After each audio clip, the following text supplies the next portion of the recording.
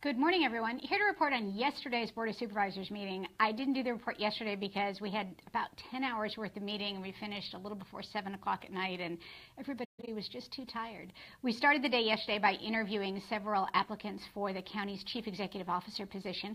We have more of those interviews today and next week, and hopefully we're going to find a great candidate we'll be able to introduce you to soon. Then we went into open session. We started with an item to reduce the fees to enter our regional parks by 50% for Thursdays during the month of August. So you can go to any of our regional parks and experience great family fun at half price.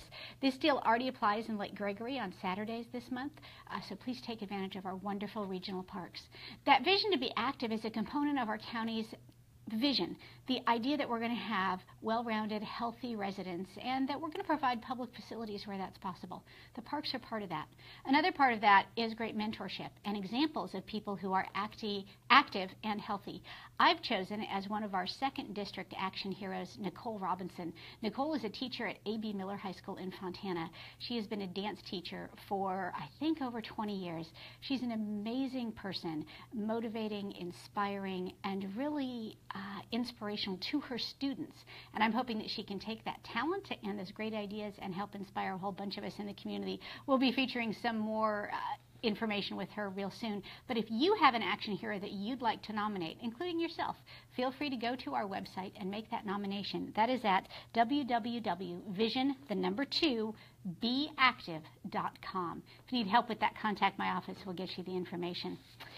After that, we moved on to the county budget, finally the specific appropriations. We were a little late this year because of the state's delay in their decision on in-home supportive services funding.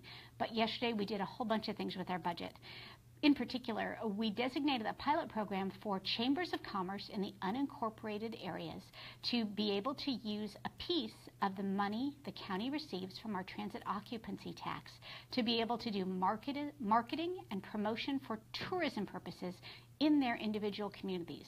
So that means that Lake Arrowhead and Joshua Tree and Wrightwood are going to be able to specifically highlight things that go on in their community, in their neighborhood, to try to bring in more visitors, which in turn will increase the transit occupancy tax, which will generate more revenue to enable us to provide general services to those folks who visit and our residents.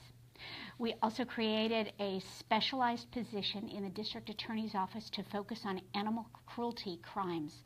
In our very large county with lots of rural areas, we have dogfighting and cockfighting rings.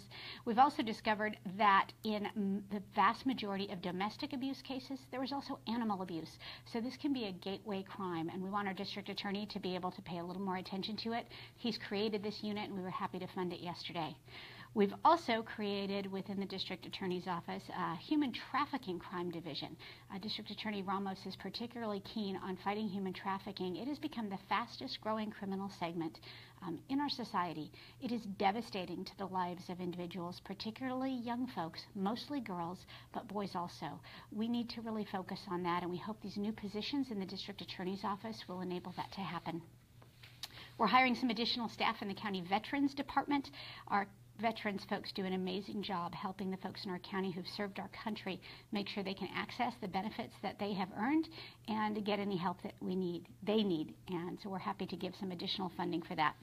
We're also directing some money to the John Raines House in Rancho Cucamonga, part of the County Museum, to highlight our local history and to make it a venue perhaps where you can have some wonderful events of your own. If you haven't been out to the Raines House, you should definitely go.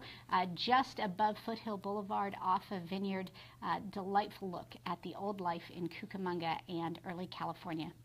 And then we spent hours upon hours hearing from hundreds of people about, hundreds might be an exaggeration, 50, 70, a really large amount of people who came out, as well as all those in writing, to talk to us about the county's proposed solar ordinance in our general plan.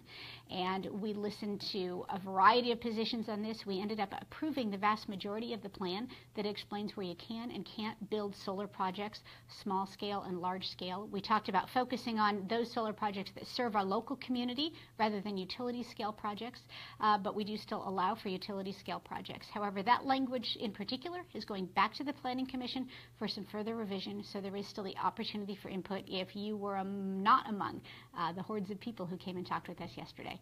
It was a great meeting, long and productive. I hope this update has helped. If you have any questions, hit me up below or call me. Thanks very much.